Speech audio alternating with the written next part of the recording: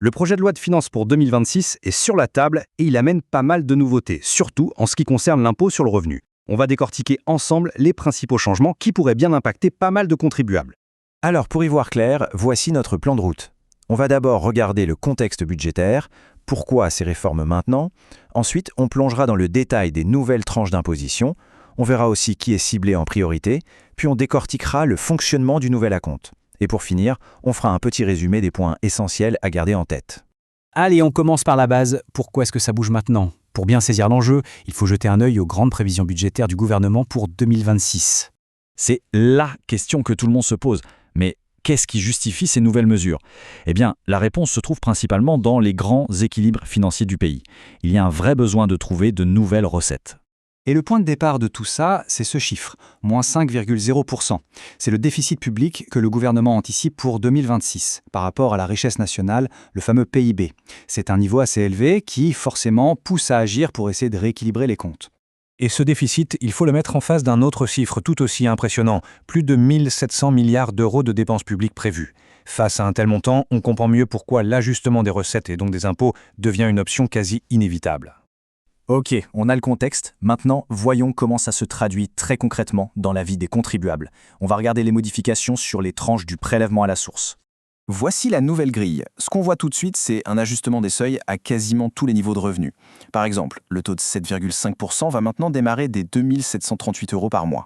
Et à l'autre bout du spectre, pour les revenus qui dépassent 55 558 €, le taux passe à 43%. L'idée derrière, c'est de coller un peu plus finement à la capacité de paiement de chacun. Mais attention, au-delà de cet ajustement général, la loi vise aussi deux catégories de contribuables de manière très spécifique, ceux qui partent vivre à l'étranger et les détenteurs de certaines sociétés holding. Premier cas de figure, donc, de toute nouvelle règle pour solder son impôt quand on transfère sa résidence fiscale en dehors de la France.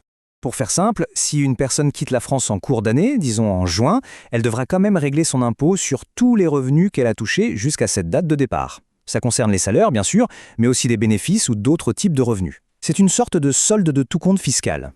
Deuxième profil dans le viseur, les holdings patrimoniales.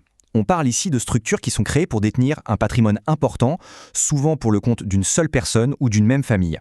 Alors attention, ça ne s'applique pas à n'importe quel holding. Il y a 3 conditions très précises. D'abord, la valeur des actifs de la société doit dépasser 5 millions d'euros. Ensuite, il faut qu'une seule personne en détienne plus de la moitié. Et enfin, et c'est le point crucial, ça ne vise que les actifs qui ne sont pas directement liés à une activité économique réelle, commerciale ou industrielle. Et le taux de cette nouvelle taxe est fixé à 20%. C'est une mesure assez forte qui cherche clairement à imposer ce que l'on pourrait appeler du patrimoine dormant, c'est-à-dire des actifs non professionnels détenus dans ces grosses structures. Allez, on passe à l'autre gros changement de cette loi, la mise en place d'un acompte obligatoire. Voyons ensemble comment ça va fonctionner en pratique. Le mécanisme est en 4 temps. D'abord, il faut estimer le montant total d'impôts qu'on pense devoir pour l'année. Ensuite, on en calcule 95%, et c'est ce montant qu'il faudra verser entre le 1er et le 15 décembre. L'objectif est limpide, ça permet à l'État d'encaisser une grosse partie de l'impôt avant même la fin de l'année civile. Et là, il faut vraiment faire attention, car il ne faudra pas prendre cette estimation à la légère. En cas de retard de paiement, d'oubli, ou si on sous-estime son impôt de plus de 20%, une pénalité de 20% sera appliquée. La précision dans le calcul va donc devenir absolument cruciale. Bon, pour terminer, si on devait synthétiser tout ça, qu'est-ce qu'il faut vraiment retenir de ces nouvelles mesures fiscales ? En résumé, tout part d'un contexte de déficit public important. La conséquence, c'est un ajustement des tranches d'imposition pour tout le monde, des règles beaucoup plus strictes pour les expatriés et certaines holdings patrimoniales, et surtout, cette nouvelle grande obligation, un acompte de quasi-totalité de l'impôt à verser en décembre, avec de grosses pénalités à la clé si on ne la respecte pas. Et ça nous laisse avec la grande question finale. Est-ce que ces ajustements, qui sont finalement assez ciblés, suffiront vraiment à remettre le budget sur la bonne trajectoire ?